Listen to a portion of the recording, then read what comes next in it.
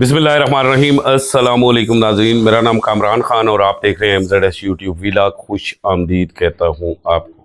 मौजूदा सूरत हाल में बिगनर्स को क्या करना चाहिए? वो लोग जो रियल स्टेट इन्वेस्टमेंट में फ्रेश आ रहे हैं, बिगनर्स हैं, और उनके लिए मैं कुछ आइडियाज़ लेके आया हूँ डिफरेंट, ताकि उन्हें किसी किस्म की प्रॉब्लम ना हो प्लानिंग में और उसके बाद वो कहीं स्टक आउट ना कर सके। तो ये वीडियो आपने पूरी देखनी है, जितने भी बिगनर्स हैं, बल्कि ओल्ड लोग जो भी हैं वो भी देख लें, ताकि आपको जो मसाइल दरपेश आ रहे हैं उनका हल आपको पता चल जाए। आगे जाने से पहले एक ही रिक्वेस्ट है कि आप हमारे इस चैनल को सब्सक्राइब करें, वीडियो को लाइक करें, वीडियो को व्हाट्सएप के ज़रिए अपने दोस्तों के साथ ज़रूर शेयर किया करें और कमेंट भी किया करें, क्योंकि बाज़ औक़ात कमेंट में से ही कोई एक आध में टॉपिक सेलेक्ट करके तो वीडियो बना लेता हूँ। देखें, जो बिगनर्स हैं उन्होंने इस वक्त क्या करना है। ज़ाहिर है आप ये देख रहे हैं कि जितने भी ओवरसीज़ पाकिस्तानी हैं वो वहाँ बाहर पैसा ना इन्वेस्ट कर सकते हैं, ना बाहर पैसा स्टक कर सकते हैं, रोक सकते हैं। बहुत सारे ऐसे लोग हैं, यंगस्टर हैं, जो बाहर से पैसा इकट्ठा करके आ रहे हैं ओवरसीज़ पाकिस्तानी, वो पाकिस्तान में इन्वेस्टमेंट कर रहे हैं। बहुत सारे लोगों का कहना है कि हम दुबई में इन्वेस्टमेंट का बताएं और टर्की में इन्वेस्टमेंट का बताएं। जब हम उन्हें इन्वेस्टमेंट का वॉल्यूम बताते हैं, हुजम बताते हैं, तो वो लोग जो है ना किसी सूरत वहाँ पे इन्वेस्टमेंट नहीं कर सकते। अब एक बंदा फ़र्ज़ किया अमेरिका में रहता है, तो आप ये देखें कि अमेरिका में अगर उसने 1200 स्क्वायर फीट का घर ख़रीदना है ना, तो वो उसे 1.3, 1.4, 1.5 मिलियन डॉलर का मिलता है। तो 14, 15 लाख, 16 लाख डॉलर में वो वहाँ पे इन्वेस्टमेंट नहीं कर सकता। ठीक है।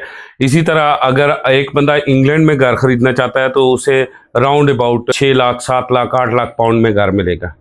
अब जाहिर है उसके पास पैसा नहीं है इतना, 6, 7, 8 लाख पाउंड।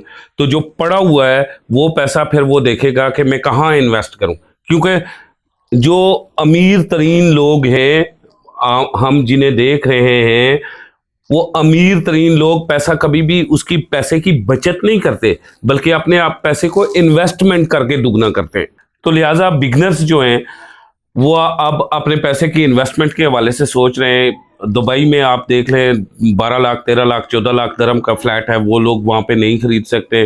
तुर्की में देख लें, वहाँ पे इन्वेस्टमेंट करनी खासी महंगी है, जो नहीं खरीद सकते वो लोग वापस पाकिस्तान की तरफ आ रहे हैं।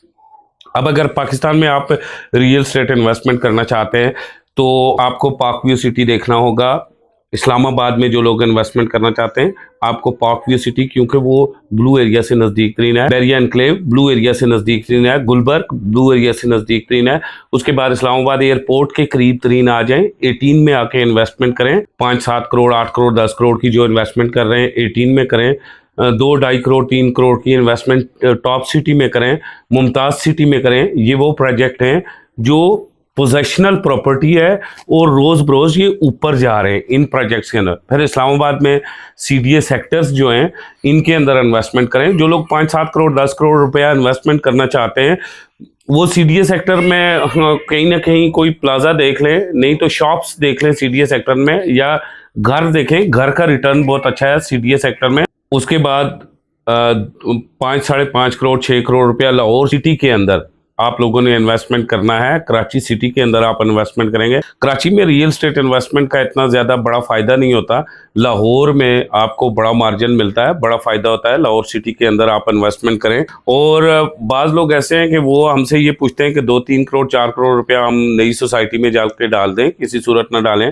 बाज़ लोग ये कहते हैं कि कैपिटल स्मार्ट सिटी के अंदर हमें जी फ्लैट खरीद लेना चाहिए। नहीं भाई, क्यों खरीदना चाहिए? फ्लैट तो आपको इस्लामाबाद के अंदर खरीदना चाहिए। फ्लैट तो जो लोग बैरिया में खरीद रहे हैं, मैं उसका भी नहीं हूँ। जो फ्लैट की डिमांड है ना, जो ज्यादा रेंट पे जरूरत पड़ती है, वो इस्लामाबाद के अंदर पड़ती है, वहां पे आप खरीदें।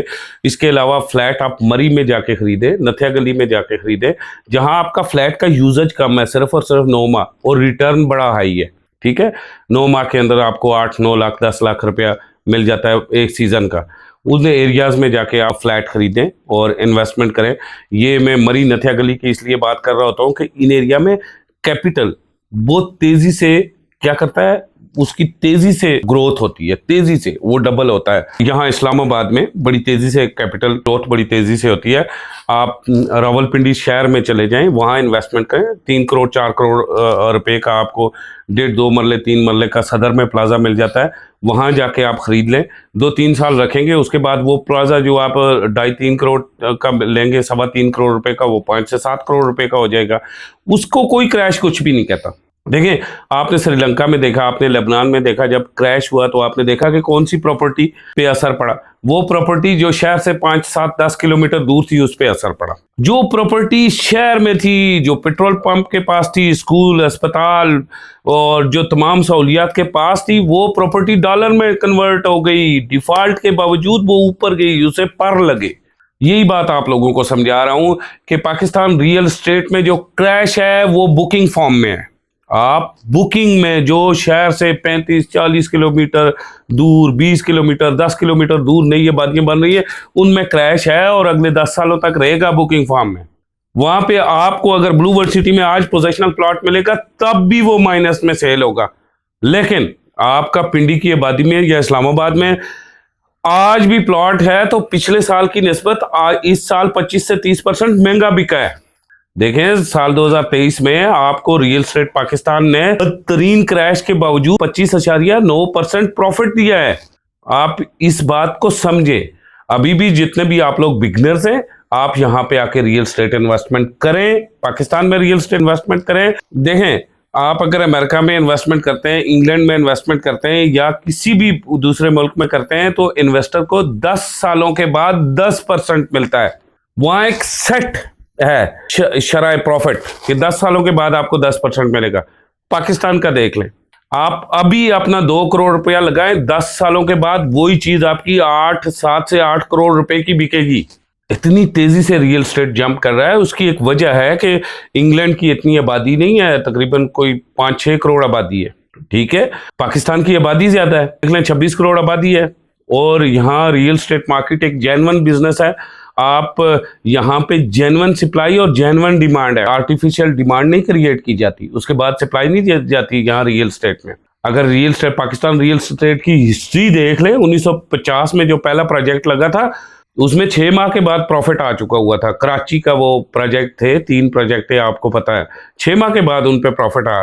हिस्टोरिकली पाकिस्तान रियल एस्टेट और पाकिस्तान रियल एस्टेट इंडस्ट्री ही इसी वजह से बना कि यहाँ पे लोग अपना एहसास रखते हैं क्योंकि इसके अंदर प्रॉफिट है। सो ये जिस मौजूदा क्रैश की बात कर रही है, ये क्रैश उन सोसाइटियों में है जो शहर से दूर दराज है और नई बन रही है। ठीक है, वहां पे अगले 5-7 साल 10 साल रहेगा। आप रियल एस्टेट यानी कि प्रॉपर्टी, पोजिशनल प्रॉपर्टी के अंदर घर खरीदें, प्लॉट खरीदें, फ्लैट खरीदें, हाई राइज खरीदें, आपको हमेशा प्रॉफिट होगा। इसी के साथ मुझे कामरान खान को इजाजत दें, अगली वीडियो में आपके साथ मुलाकात होगी, तब तक खुदा हाफिज।